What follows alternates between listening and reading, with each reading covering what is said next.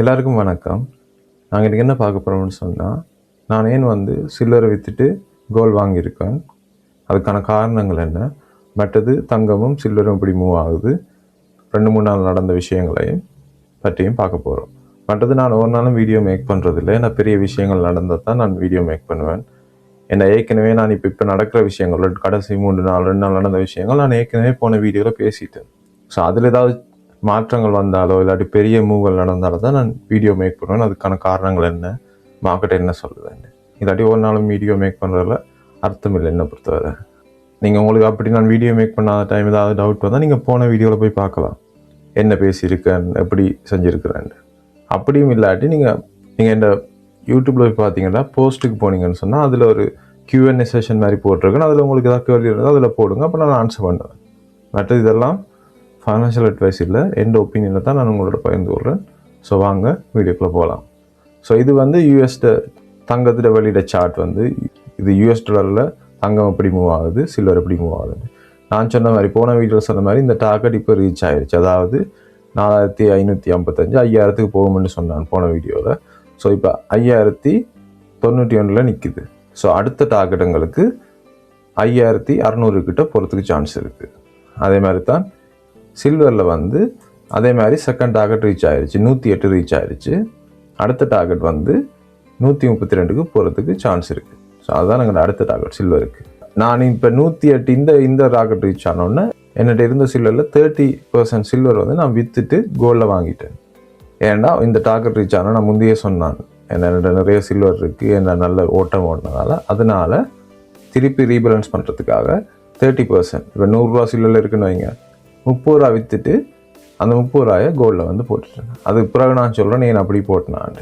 அடுத்த இந்தியன் ருப்பீஸில் பார்த்தா 22 carat gold இப்போ எங்களோட செகண்ட் டார்கெட் ரீச் ஆயிடுச்சு 14150. அதுக்கிட்ட அடுத்த டார்கெட் நோக்கி போய்கொண்டிருக்கு. அடுத்த டார்கெட் எங்களுக்கு 16000 கிட்ட கொடுக்குது 1 கிராம் 22 கேரட் கோல்டு. அதே மாதிரி சில்வர் 1 கிராம் சில்வர் இந்த டார்கெட் ரீச் ஆயிடுச்சு 321.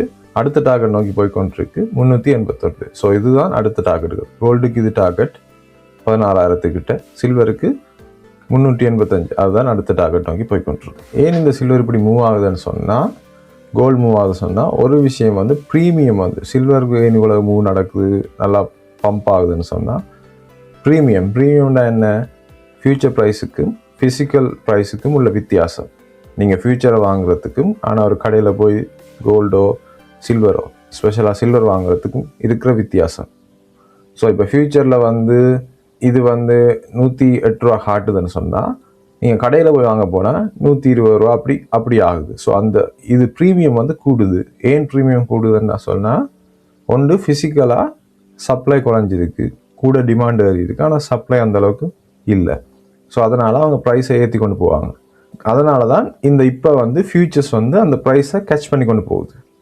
நான் ஏற்கனவே முதல் வீடியோவில் சொன்னான், சில்வர் சைனாவோட ஒப்பிடும்போதோ, இந்தியாவோட ஒப்பிடும்போதோ, கட்டாரோ இல்லாட்டி உலக நாடுகளோட ஒப்பிடும்போது இந்த ப்ரைஸுக்கும் அவங்களோட உண்மையான ப்ரைஸுக்கும் $10 கிட்ட டிஃப்ரென்ஸ் இருக்குது. ஸோ அதனால் எப்போ சப்ளை கூடி டிமாண்ட் இறங்கி விழுகிற வரைக்கும் சில்வர் ஏறி கொண்டு போகும், ஃபிசிக்கல் ப்ரைஸும் ஏறி கொண்டு போகும், ஃபியூச்சர் ப்ரைஸ் பேப்பர் சில்வர் அதை கேட்ச் பண்ணி கொண்டு போகும். ஸோ எப்போ அந்த பாயிண்ட்டை மீட் ஆகுதோ, எப்போ சப்ளை கூடுதோ, எப்போ டிமாண்ட் இறங்குதோ, அப்போ தான் ப்ரைஸ் கீழே வரும் என்னை பொறுத்தவரை. அது வரைக்கும் ஏறிக்கொண்டே போகும். ஸோ அதனால தான் இந்த ஓட்டம் நடந்து கொண்டிருக்கு. இன்னொரு விஷயம், நான் போன வீடியோவில் சொன்ன மாதிரி long term yield bond yield ஏறிக்கொண்டு போகுது. ஸோ அது ஏறிக்கொண்டு போகுதுன்னா மார்க்கெட்டில் இன்வெஸ்டர்ஸ் நிறைய ஈல்டு எதிர்பார்க்குறாங்க. ஏன்னா நிறைய பிரச்சனை இருக்குன்னு பொண்ட் மார்க்கெட் சொல்லுது. இன்ஃப்ளேஷன் வரப்போகுதுன்ற மாதிரி பொண்ட் மார்க்கெட் ப்ரைஸிங் பண்ணுது. ஸோ அதனால் அந்த அன்சர்டனிட்டி இருக்கிறதால மார்க்கெட்டில் சேஃப் ஹேவன் அசெட் கோல்டும் சில்வரும் ஏறிக்கொண்டிருக்கு. மற்றது உங்களுக்கு தெரிஞ்ச மாதிரி ஜியோ பொலிட்டிக்கல் டென்ஷன் போய்கொண்டிருக்கு. ஈரானை US அடிக்க போகுதுன்னு சொல்லுது. இன்னும் ரஷ்யா போர்கள் அது இன்னும் ஒழுங்காக முடியலை. ஸோ அதே மாதிரி நிறைய பிரச்சனைகள் ஓடிக்கொண்டிருக்கிறதால அதுவும் ஹெல்ப் பண்ணுது. ஏன்னா எந்த முடிவும் ஒழுங்கான முடிவுகள் இல்லை எந்த பிரச்சனைக்கும். இன்னும் காசா பிரச்சனை முடியலை, இப்போ ஈரான் பிரச்சனை தொடங்க போகுதுன்றாங்க. ஸோ அதுகளெல்லாம் இருக்கிறதால அதுவும் ஹெல்ப் பண்ணும். ஸோ இது நல்லா ஏறிக்கொண்டு போகுது. ஆனால் வரப்போகிற மீட்டிங்கில் ஃபெடரல் ரிசர்வ் ரேட் கட் பண்ணாட்டி பெரிய வாலட்டிலிட்டி வர சான்ஸ் இருக்குது. ஆனால் அது ஷார்ட் டேர்மாக இருக்கும். ஏன்னா ரேட் கட் பண்ணுறது கோல்டுக்கு ப்ளஸ் பாயிண்ட் மாதிரி, ரேட் கட் பண்ணாட்டி அது ஒரு மைனஸ் பாயிண்ட் மாதிரி. ஆனால் அது ஷார்ட் டேர்மாக தான் இருக்கும். ஸோ அதனால் நாளைக்கு ரெடியாக இருங்க. கொஞ்சம் புல் பேக் வர்றதுக்கு, கொஞ்சம் வோல்டிலிட்டி கூடுறதுக்கு சான்ஸ் இருக்குது. ஆனால் கோல்டு சில்வர் விழாது அன்லஸ், பெருசாக விழாது அன்லஸ் அவங்க ரேட்டை ஹைக் கூட்டினா. ஏன்னா ரேட்டை கூட்டுறாங்கட்டா அது கோல்டு சில்வருக்கு ஷார்ட் டேர்மாக கொஞ்சம் பாதிப்பை கொடுக்கும். ஆனால் ரேட் கூட் பண்ணுறதுக்கு சான்ஸ் இல்லை. ஒன்று ஹோல்ட் பண்ணுவாங்க, இல்லாட்டி கட் பண்ணுவாங்க. ஸோ எனக்கு தெரிஞ்சு ஹோல்ட் பண்ணுவாங்க. ஏன்னா அவங்க மார்க்கெட்டுக்கு பெரிய ஷாக்கள் கொடுக்க மாட்டாங்க. அதனால் ஹோல்ட் பண்ணுறதுக்கு நிறைய சான்ஸ் இருக்குது. ஏன்னா மார்க்கெட் அதை சொல்கிறதால அவங்க மார்க்கெட்டை தான் ஃபாலோ பண்ணுவாங்க. நீங்கள் மாற்றி எடுக்கலாம், மார்க்கெட்டை ஃபாலோ பண்ணுவாங்கன்னு சொல்லலாம், இல்லாட்டி அவங்க செய்ய போகிறதான் மார்க்கெட் சொல்லுங்கன்னு அப்படி இருக்குது. ஸோ அதே மாதிரி அவங்க கூட ஷாக் கொடுக்க மாட்டாங்க. ஷாக் கொடுத்தா வோல்டிலிட்டி கூட பண்ணுறதுக்காக. ஸோ அதனால் வோல்டிலிட்டி வர சான்ஸ் இருக்குது. ப்ரைஸ் மூவ் பெருசாக நடக்கும். முதல்ல ஈஸியாக டைமிங் பண்ண முடியாது, நிறைய ஸ்டாப்லாஸ் அடிக்கும். அதனால் பார்த்து செய்யணும். இப்போ என்ன பொறுத்தவரை பெருசாக ட்ரேடிங் பண்ணுறது குறைக்கிறது நல்ல இந்த விஷயங்களில். லாங் டேர்ம் இன்வெஸ்டர்ஸ் என்ன மாதிரி அதை பற்றி கவலைப்படுத்தவரை நான் சொல்லுவேன் ட்ரேடர்ஸுக்கு. ஸோ அதனால தான் நான் சில்வரை கொஞ்சம் விற்றுட்டு கோல்டில் போட்டேன். ஏன்னா கோல்டு எனக்கு லாங் டேர்ம் ஏதாவது எனக்கு ஒரு சேவிங் மாதிரி. சில்வர் நான் ஸ்பெக்குலேட்டிவாக தான் பார்க்குறது. அது இதுவரைக்குள்ள கொஞ்சம் விற்றுட்டு கோல்டை வாங்குறது நான் ஏற்கனவே பல வீடியோவில் சொல்லியிருக்கிறேன். நீங்கள் தேவைன்னா போய் பாருங்கள். கோல்டு சில்வர் ரேஷியோ சார்ட் நான் ஏற்கனவே சொன்னேன். இந்த இதுக்கு வந்துச்சுன்னா 45, 50 அதுக்கு கீழே வந்துச்சுன்னா நான் சில்வரை 20%க்கு 30% இருக்கணும் இங்கே வரைக்குள்ள. அதாவது இங்கே இந்த சார்ட் இருந்துச்சுன்னா நான் சில்வரை கூட்டுவேன். ஸோ அதனால் இந்த சார்ட் இங்கே வந்ததால் நான் இந்த சில்வரில் 30% விற்றுட்டு கோல்டுக்கு மாற்றிட்டேன். திருப்பி நாளைக்கு இந்த சார்ட் மேலே போச்சுன்னா கொஞ்சம் கோல்டை விற்றுட்டு சில்வரை வாங்குவேன். ஸோ அந்த மாதிரி தான் நான் அந்த விளையாட்டு பண்ணுறது. ஸோ அப்போ நான் இப்போ இங்கே வந்ததால் சில்வர் கொஞ்சம் விற்றுட்டேன். எல்லாம் விற்கல, மற்றது விற்றதுக்கு காரணம் சில்வர் நாளைக்கு இறங்க போகுதோ இல்லாட்டி நல்லா விழப்போகுதுன்ற அந்த காரணத்துக்காக இல்லை. இது எந்த பிளான், இந்த பிளானை நான் ஃபாலோ பண்ணுறேன். ஸோ எப்போ இந்த லைனுக்கு கீழே வருதோ சில்வர் கொஞ்சம் விற்றுட்டு திருப்பி ரீபேலன்ஸ் பண்ணிடுவேன். நிறைய சில்வர் இருந்தது, அப்போ சில்வரை விற்று திருப்பி சில்வரை 20% ஆக்கி கோல்டை 80% ஆக்கிட்டேன். அப்போ அதுக்காக 30% சில்வரை விற்று கோல்டில் மாற்றிட்டேன். எனக்கு ஒரு பிளான் இருக்குது. அந்த பிளான் படி நடக்கும்போது நான் இந்த பொசிஷன்ஸாக மாற்றி கொண்டிருப்பேன். ஸோ இங்கே வந்தால் சில்வரை குறைப்பேன், இங்கே போனால் சில்வரை கூட்டுவேன். ஸோ அதுபடி இப்போ குறைச்சிருக்கிறேன். மற்றபடி கிராஷ் ஆக போகுது, சில்வர் நல்லா விழா போகுதுன்ற காரணம் இல்லை. நாளைக்கு சில்வர் 500க்கு போகலாம், 1000க்கு போகலாம், அதை பற்றி எனக்கு கவலை இல்லை. இது சிம்பிள் பிளான். நான் இன்வெஸ்டிங்கை சிம்பிளாக தான் வச்சுருக்கிறேன், ஓவராக காம்ப்ளிகேட் பண்ணுறது இல்லை. ஏன்னா நாங்கள் நியூஸை பார்த்து அதை பார்த்து அங்கே போக போகுது இங்கே போக போகுதுன்ட்டு ட்ரேட் பண்ண முடியாது, இன்வெஸ்ட் பண்ண முடியாது. எங்களுக்கு ஒரு சின்ன பிளானுகளை, ஒரு ரூல்ஸ்களை வச்சுருக்கணும். அந்த ரூல்ஸ் வரைக்குள்ளே அந்த ரூல்ஸை ஃபாலோ பண்ணணும். அப்போ தான் எங்களுக்கு ஓவராக நாங்கள் எக்ஸைட் ஆகாமல், ஓவராக நாங்கள் பிழையான முடிவுகள் எடுக்காமல் இருக்கலாம். ஓகே, நீங்கள் சொல்லலாம் சில்வர் 500க்கு போக போகுது, நீ மிஸ் பண்ண போகிற, கோல்டை விட சில்வர் நல்லா பறக்குமெண்டு. அது எனக்கு தெரியும், ஆனால் அதை நான் ஏற்றுக்கிறதுக்கு தயாராக இருக்கிறேன். ஸோ அதனால தான் செஞ்சேன் அப்படி. ஸோ ஸ்டில் நான் கோல்டு சில்வரில் புலிஷாக தான் இருக்கேன் கம்பேர் பண்ணிக்கல ஸ்டாக் மார்க்கெட்டோட.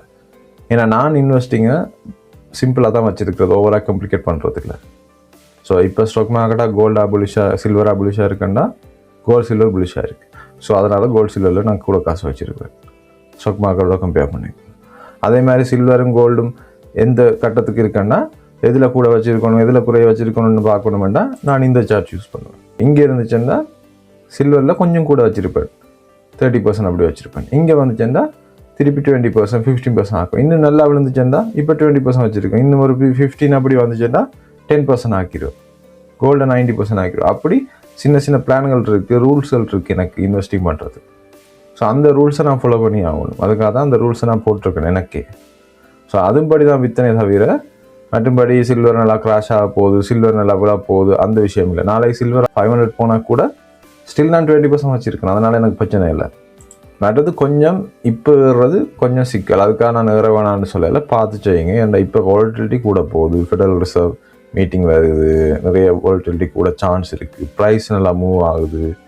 ஸோ இந்தியாவில் பார்த்தீங்கன்னு சொன்னால் கோல்டு பறக்குது கம்பேர் பண்ணிக்கிறீங்க பாருங்கள். இந்த இதுவும் இந்த டார்கெட்டுக்கு எவ்வளோ தூரம் இருக்குது அமெரிக்காவில், இந்தியாவில் இந்த டார்கெட்டு கொஞ்சம் தூரம் தான் இருக்குது. ஸோ இந்தியா இதுண்டா பறக்குது. ஏன்னா அதுக்கு நான் போன வீடியோவில் சொன்ன மாதிரி இந்தியன் ருப்பீஸ் நல்லா வீக் ஆகுது, வேல்யூ வளர்ந்து கொண்டு போகுது.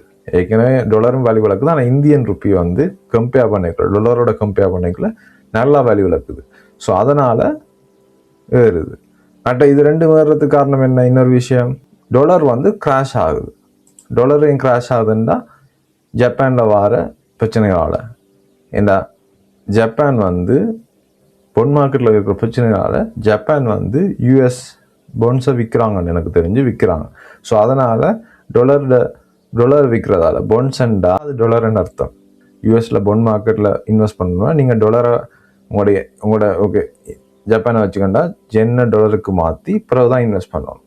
அப்போ நிறைய ஜென்னை டொலருக்கு மாற்றுறதால டொலர் வேல்யூ ஏறும். அதே மாதிரி பொண்டை விற்கும் போது உங்களுக்கு டொலர் வரும். அதை திருப்பி எண் மாற்றிக்கல அந்த டொலரை நீங்கள் விற்கணும். அப்போ நிறைய டொலர் விற்கப்படுறதால டொலர் வந்து வீக் ஆகும். அப்போ டொலர் நல்லா இறங்கும்.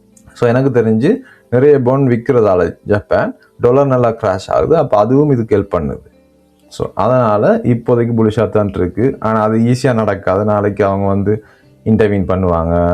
ஜப்பான் சென்ட்ரல் பேங்க் வந்து இன்டர்வீன் பண்ணும், ஏதோ செய்யணும். தெரிந்தால் நிறைய மேஜிக் விளையாட்டு வச்சுருப்பாங்க. ஸோ அதனால் நிறைய விளையாட்டு காட்டுவாங்க. ஸோ வெயிட் பண்ணி பார்ப்போம் என்ன மாதிரி போகுது, எப்படி போகுது, என்ன என் கேம் என்னன்னு சொல்லி. ஸோ அதனால் ஸ்டில் புலிஷாக தான் இருக்கிறேன். ஆனால் கொஞ்சம் விற்றுட்டு இங்கே ஏற்றிட்டேன்.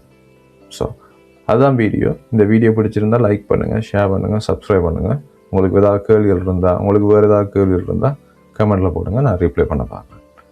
ஸோ அடுத்த வீடியோவில் சந்திப்போம். நன்றி, வணக்கம்.